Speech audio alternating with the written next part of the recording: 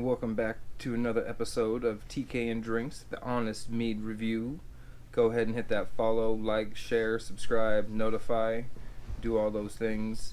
Let's go ahead and get that subscriber base up to 100. We are almost there.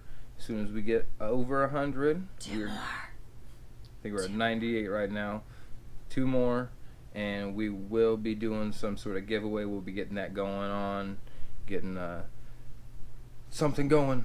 Things will be done. Help me get these boxes out of my house, people. Yes, we have boxes piling up around the living room. So again, 98 subscribers. Go ahead, follow, like, share, subscribe, notify. Leave a comment on a video.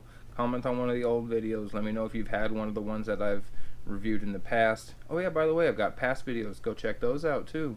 Got reviews from Opegard Meadery, Black's Ferry Meadery, The Viking Alchemist, Island Honey Wine Company, Scale and Feathers Meadery, and today getting into a new one. Oh, can't forget Space Time. Got my man Dan over there. Got me the cool Houdini. Space Time Mead and Cider Works. These guys are the business. But more importantly, we're getting into a new meadery today. It's another one here local in Arizona. They're from Flagstaff, Arizona, called the Drinking Horn. This is their Bluetooth, which is a blueberry mead. As we all know on this show, if you've been following along, blueberry mead is pretty much my favorite thing. Blueberry anything. So this one's got a nice little story on the back of it. The blueberry mead was named for Bluetooth, King Harold Bluetooth, who was credited with unifying the Danes into one kingdom. Just as our personal area networks unify all of our fancy modern devices. Legend says Harold got his name from drinking so much blueberry mead that has turned his teeth blue. This is a semi-sweet and still mead. Drink responsibly. Pick an easier to read font. Holy crap, that is absolutely just crammed together at times. But that's a cool story, and I've always liked that one. It's not the first time I've heard that about King Harold Bluetooth, and that's where it came from. Gotta love nerds and spreading all sorts of cool history and making us learn shit without even knowing that's what we were doing. So thank you for giving us a cool little history lesson there, Drinking Horn. And let's get into this Bluetooth. What's your thoughts on the old blueberry mead here, Lauren? We'll see. Ooh, man, that blueberry getting a very... I smell nothing. Okay. Ooh, all right. Now I smell something. Okay. All right, let's get a nice little pour going on here.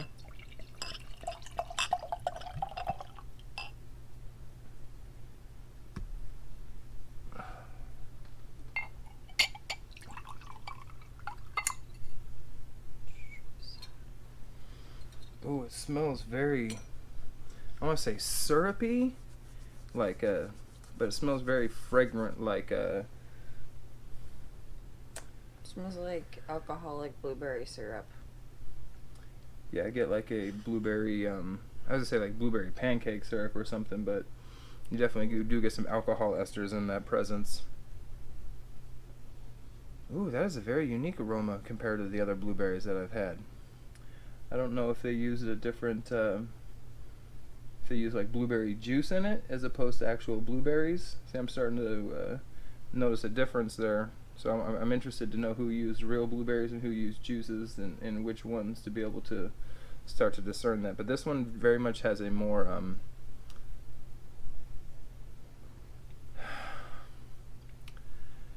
more floral blueberry note than the other blueberry ones that I've had before. It doesn't have that it doesn't have an artificial blueberry to it. But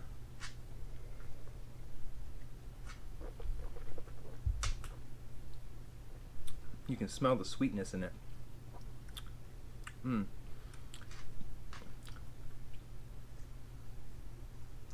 not sure. The blueberry's there. It's kind of mild.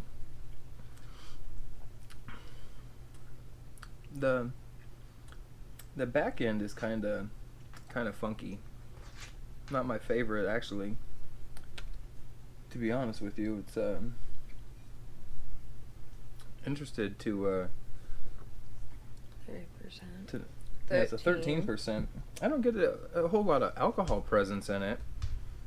Not as much as I was expecting. No, for a 13%, certainly, much like some other 14s and higher 13% ones that we've had, it doesn't have that strong warming aroma, but it has this very unique Sitting, aftertaste. Like here. Yeah, I definitely get that sitting there. I don't know if it's...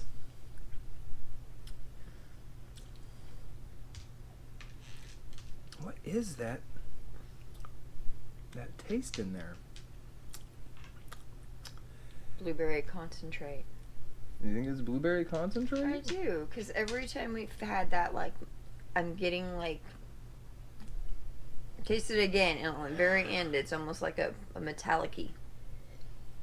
Which every time we've gotten that has been concentrate.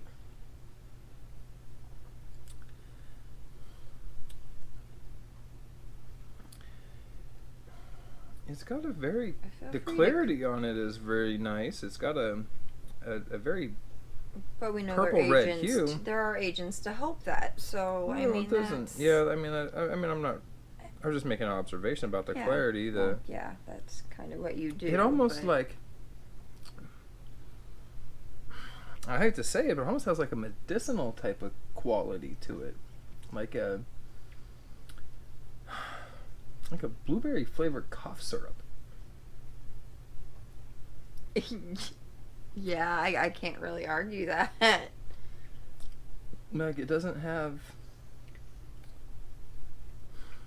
There's an unpleasantness to the taste in some way, shape, or form. It's I can't quite place on what it is. I'm not much of a drinker. But we know this. All right, I'm gonna get my into the score go-to sheet with the here. scores with my scores. The way I think about it is, do I want to make a sauce out of this? Okay. More than it is, do I want to drink this? I don't want to make a sauce out of this. No, I don't. The whole thing is very... I mean, like... I don't care for it. I mean, I want to try some other stuff from the Drinking Horn because I've heard lots of good things, but this one I don't care for. Oh, on an upside, shout out to my gran who can make a really kick-ass Kahlua. Yeah, her grandma had made a homemade Kahlua the other day. That thing was, or actually, about this time. No. It's about 9 months old. Okay, so yeah, probably about Christmas time last year, I guess she made a Kahlua and had it stashed away. We went over there Labor Day weekend and she pinched us off a couple drops, and man, I was pleasantly surprised at how sweet that was without being I don't know, it's homemade frickin' hooch, not by your grandma. You don't... It's better than the bottled shit. Much better than the bottled shit. Not trying to talk no trash, Grant. I just didn't have high hopes for it, but I was pleasantly surprised, and that would actually... It was the best. I prefer it now to the real Kahlua. This stuff was amazing. It was the best little glass of black coffee I'd ever had in my life. Yeah.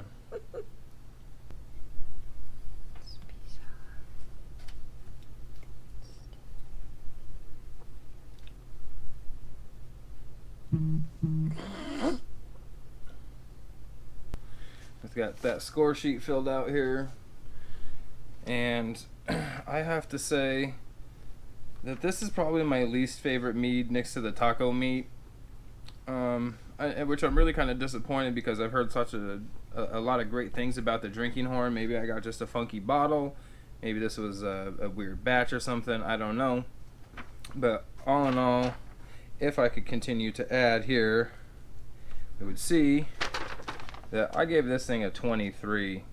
I mean, it's barely on the it's barely what I would consider like I don't want to say drinkable mead, but I don't want to continue to drink it in its state that it's in now. It almost reminds me of like the best tasting blueberry cough syrup you ever had, or something like that. I don't know, there's this funky medicinal property to it. There's a uniqueness to it an oddness to it that I haven't had in any of the other blueberry meads. All the other blueberry meads I've had have been very drawing in. I've had dry, and I've had semi-sweet, and I've had sweet, and this one being a semi-sweet, I don't know if it was. I'd be interested to know if it was maybe it was fermented a little dry and they back sweetened it with something a little heavier than normal, or if they.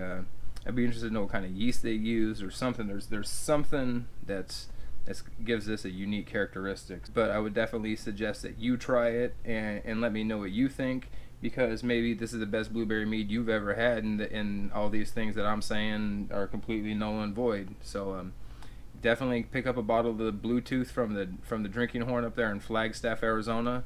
Let me know what you think about it down in the comments section.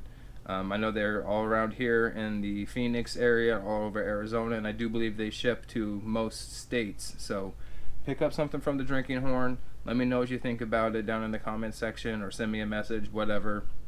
And you know, if you hit that follow, hit that notify bell, hit the subscribe, like, you'll be able to stay up to date on all my stuff and be able to get in contact with me very easily. So have a good day, have a good night, have a good evening. We'll bring some more honest mead reviews to you coming up as soon as we can. And remember, I'm looking for some home brewers out there, so be on the lookout for a message from me if you're in one of the home brewing communities that I follow. I'm keeping my eyes on you. Feel free to shout out, reach out, all those things, and we'll get those next video series really pumping out there.